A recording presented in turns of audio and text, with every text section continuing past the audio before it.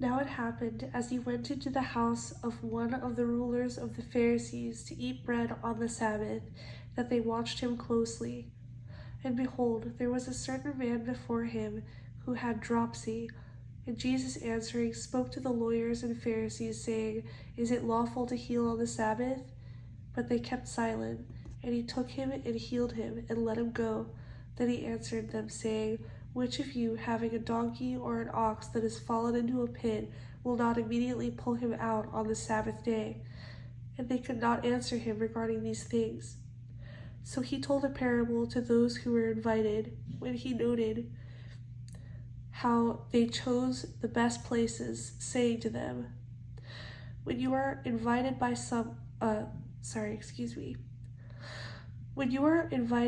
anyone to a wedding feast, do not sit down in the best place, lest one more honorable than you be invited by him, and he who invited you and him come and say to you, Give place to this man, and then you begin with shame to take the lowest place.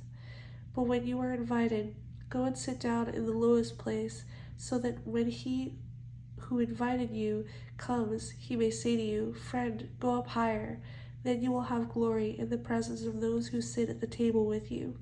For whoever exalts himself will be humbled, and he who humbles himself will be exalted.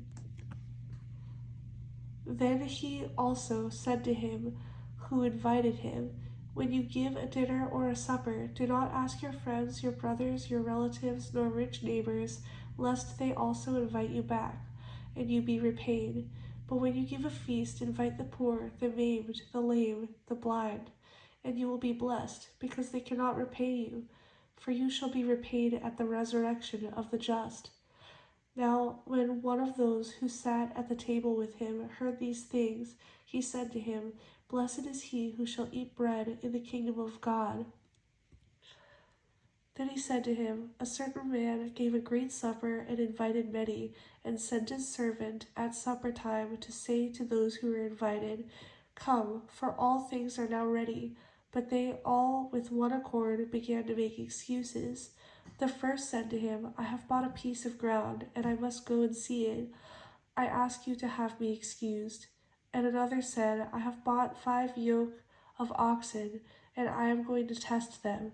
I ask you to have me excused. Still another said, I have married a wife, and therefore I cannot come.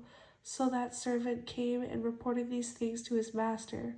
Then the master of the house, being angry, said to his servant, Go out quickly into the streets and lanes of the city, and bring in here the poor and the maimed, and the lame and the blind.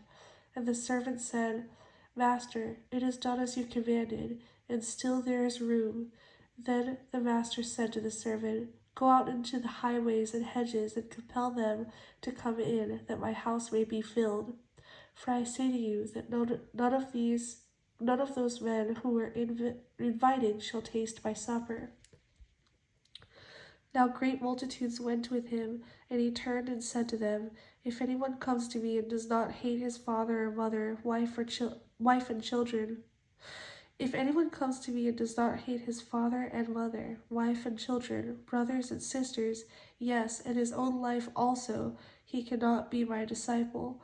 And whoever does not bear his cross and come after me cannot be my disciple. For which of you, intending to build a tower, does not sit down first and count the cost, whether he has enough to finish it, lest after he has laid the foundation and is not able to finish, all who see it begin to mock him, saying, This man began to build and was not able to finish.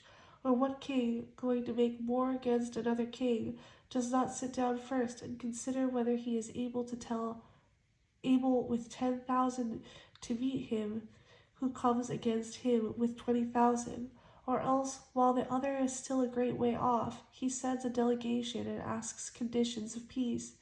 So likewise, whoever of you does not forsake all that he has cannot be my disciple. Salt is good, but if the salt has lost its flavor, how shall it be salted? It is neither fit for the land nor for the dunghill, but men throw it out. He who has ears to hear, let him hear.